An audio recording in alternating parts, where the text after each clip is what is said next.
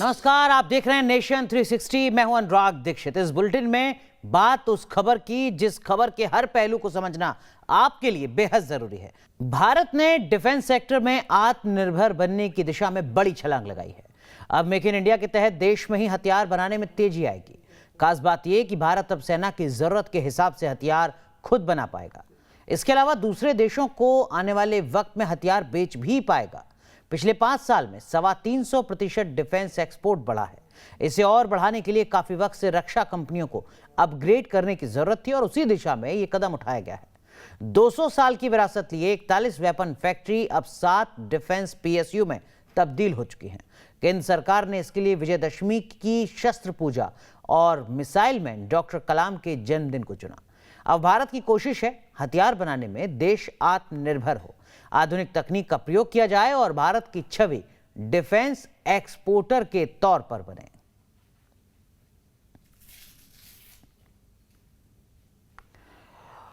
विजयोत्सव के खास दिन प्रधानमंत्री नरेंद्र मोदी ने 7 डिफेंस कंपनियों का शुभारंभ किया।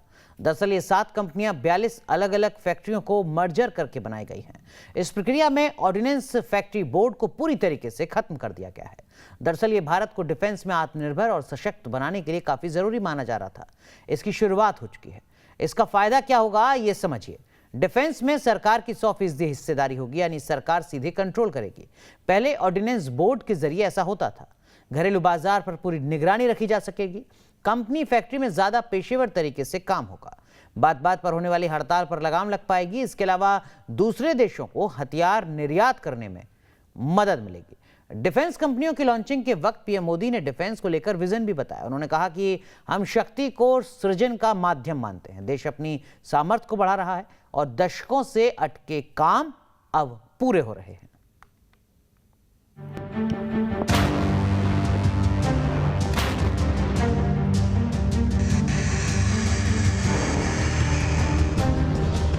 विजयदशमी पर पीएम मोदी का रक्षा संकल्प।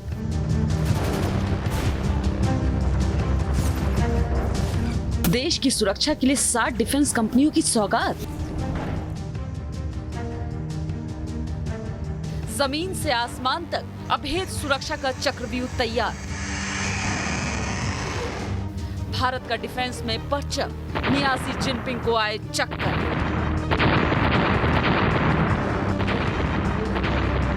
एलएसी से लेकर एलओसी तक दुश्मन देश साजिशें बुनने में लगे रहते हैं। ऐसे में भारत ने हर साजिश को नाकाम करने के लिए डिफेंस को अभेद करने का एक प्लान तैयार किया है, जिसके तहत देश को 7 डिफेंस कंपनियों की सौगात मिली। 41 वेपन फैक्ट्रियों को मिलाकर 7 कंपनी बनाई गई है। पीएम मोदी ने लॉन्चिंग के वक्त कहा, ये डिफेंस कंपनियां रक्षा क्षेत्र में बड़ी भूमिका निभाने। आज देश के डिफेंस सेक्टर में जितनी ट्रांसपेरेंसी है, ट्रस्ट है और टेक्नोलॉजी ड्रिवन अप्रोच है, उतनी पहले कभी नहीं थी। रक्षा मंत्रालय की ओर से आयोजित समारोह में पीएम वर्चुअल रूप से मौजूद रहे। रक्षा मंत्री राजनाथ सिंह और रक्षा उद्योग संघ के प्रतिनिधि भी इस कार्यक्रम में शरीक हुए थे। इस दौरान पीएम मोदी ने डिफेंस को लेकर भारत का विजन भी सामने रखा और बताया आखिर लंबे वक्त से इस तरह की कोशिश की जरूरत क्यों थी। हमारा लक्ष्य है कि भारत की एक एक कंपनी न केवल इन क्षेत्रों में एक्सपर्टाइज हासिल करे, बल्कि एक ग्लोबल ब्रांड भी बने। जिस तरह से चीन और पाकिस्तान मिलकर भारत के खिलाफ षड्यंत्र रच रहे हैं, ऐसे में भारत का डिफेंस सेक्टर में तेजी से बढ़ना काफी मायने रखता है, क्योंकि आने वाले वक्त में इससे अमेरिका, रूस जैसे देशों पर निर्भरता कम होगी। भारत मेक इन इंडिया के तहत घातक हथियार खुद बना पाएगा, साथ ही दूसरे देशों को भी हथियार बेच पाएगा। Team news nation. सरकार की तरफ से डिफेंस पीएसयू कर्मचारियों के हितों का ख्याल भी रखा गया है, जिससे कारखानों में काम करने वाले लोगों को परेशानी न हो। इसके लिए कॉर्पोरेट कल्चर के तहत काम किया जाएगा। जल्दी जल्दी ऑर्डर पूरे किए जाएंगे। सरकार की कोशिश है कि भारत रक्षा में आत्मनिर्भर, निर्यातक और विश्व शक्ति बनने की तरफ तेजी से बढ़े। विजयदशमी में शस्त्रों की पूजा के बाद पूर्व राष्ट्रपति और मिसाइल मैन अब्दुल कलाम को याद करने के बाद 200 साल के इतिहास का संजोए 41 आयुध कारखानों ने नई छवि यानी 7 पीएसयू डिफेंस पीएसयू में तब्दील हो गए हैं। इस मौके पर प्रधानमंत्री नरेंद्र मोदी ने कहा कि भारत में स्वदेशीकरण को बढ़ावा देने के लिए डिफेंस क्षेत्र के लिए 65,000 करोड़ के ऑर्डर आवंटित कर दिए गए हैं। रक्षा मंत्री राजनाथ सिंह ने कहा कि भारत की कोशिश है कि 35,000 करोड़ के रक्षा क्षेत्रों में निर्यात किया जाए। इसके जरिए भारत की कोशिश है कि भारत अपनी छवि को बदले, रक्षा क्षेत्र में आत्मनिर्भर बने, साथ में भारत विश्व में निर्यातक देशों की श्रेणी में शुमार हो जाए और 21वीं सदी में भारत विश्व गुरु के साथ विश्व शक्ति बनकर उभरे। जर्नलिस्ट समित माचो के साथ Rahul Dabas, news nation, Delhi. OFB यानी ऑर्डिनेंस फैक्ट्री बोर्ड इससे पहले 41 कारखाने चलाता था। इनका कारोबार 19,000 करोड़ रुपए सालाना का था। इसमें 70,000 से ज्यादा कर्मचारी काम करते थे। अब इन सभी कर्मचारियों को नई कंपनी में ट्रांसफर कर दिया गया है, जिन कंपनियों के जरिए भारत डिफेंस में आत्मनिर्भर होने का ख्वाब देख रहा है। उनके नाम हैं advance weapons and equipment limited, troops comforts limited, India Optel limited, munitions India limited, armed vehicle Nigam limited, gliders India limited, यंत्र इंडिया लिमिटेड। सबसे खास बात यह कि इन सभी कंपनियों को स्वदेशी हथियार निर्माण के लिए 65,000 करोड़ रुपए के ऑर्डर दिए गए हैं। 35,000 करोड़ के निर्यात का लक्ष्य रखा गया है। हमारे साथ रक्षा विशेषज्ञ संजय कुलकर्णी साहब मौजूद हैं। उनसे थोड़ा स्थिति को समझने की कोशिश करते हैं। कुलकर्णी सर, थोड़ा आप दर्शकों को बताइए कि ये जो फैसला लिया गया है केंद्र सरकार के स्तर पर, क्या कुछ इसमें खास, क्या कुछ अलग आपको नजर आता है? ये जो ऑर्डिनेंस फैक्ट्रीज बोर्ड को कॉर्पोरेटाइज करने का जो डिसीजन लिया है, इसका खास मकसद था कि ये बार बार सुनने को मिल रहा था कि क्वालिटी ठीक नहीं है, टाइम से डिलीवरी नहीं होता है और चलता है एटीट्यूड है और ज़्यादा खर्चा हो रहा है, ज़्यादा वेस्टेज हो रहा है। इन सब चीज़ों के मद्देनज़र सरकार ने सोचा इनको कॉर्पोरेटाइज किया जाए और 7 डिफेंस कंपनियां बनाई जाए और हर एक कोई अपने अपने एरिया में स्पेशलिटी रखे, चाहे वो स्मॉल आर्म्स हो, चाहे फिर ए व्हीकल्स हो या फिर एम्यूनेशन हो। अलग अलग इसके उन्होंने 7 डिफेंस फैक्ट्रियां बनवाई।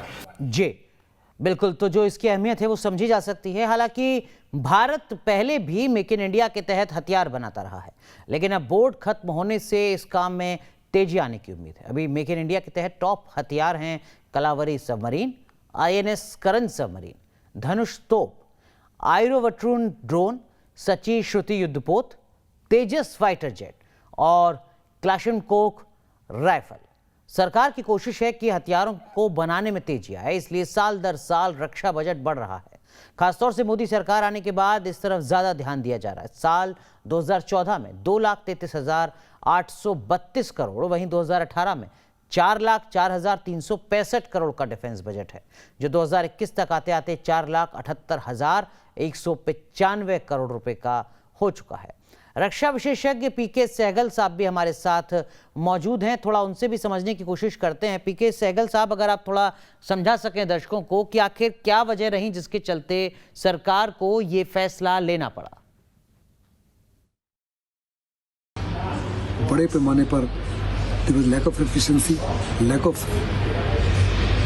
autonomy, lack of competitiveness, time and cost overall बहुत थे और बहुत बड़े पैमाने पर आर्मी को, नेवी को, एयरफोर्स में जो वहाँ से इक्विपमेंट सप्लाई होता था उसके ऊपर भरोसा उनका खत्म होता जा रहा था और साथ ही साथ हम एक डिफेंस एक्सपोर्टर के रूप में नहीं उभर रहे थे जो हमारी मंशा है। इन तमाम चीज़ों को निगाह में रखते हुए गवर्नमेंट को ये फैसला लेना पड़ा कि इसको कॉर्पोरेटाइज किया जाए, जिससे ऑटोनॉमी में इम्प्रूवमेंट होगी, एफिशिएंसी में इम्प्रूवमेंट होगी, कंपेटिटिवनेस में इम्प्रूवमेंट होगी।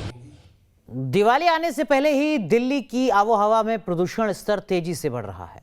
खासतौर से इस मौसम में पराली जलाने से ऐसा होता है। दिल्ली में एक दिन पहले वायु प्रदूषण स्तर मध्यम श्रेणी में दर्ज किया गया। पंजाब और हरियाणा में पराली जलाने की बढ़ती घटनाओं की वजह से अगले 2 दिन में ये और बढ़ सकता है।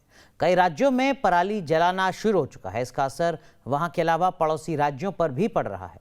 पिछले 24 घंटे में पंजाब में 229 जगहों पर पराली जलाई गई है।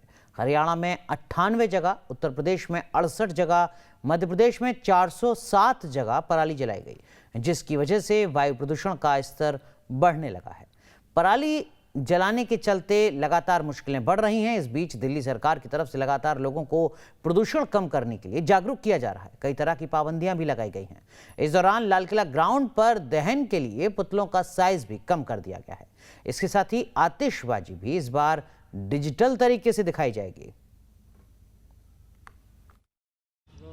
दशहरे के मौके पर बचपन से हम सभी लोग देखते आए हैं कि रावण, कुंभकर्ण और मेघनाद के जो पुतले होते थे वो काफ़ी बड़े बनाए जाते थे।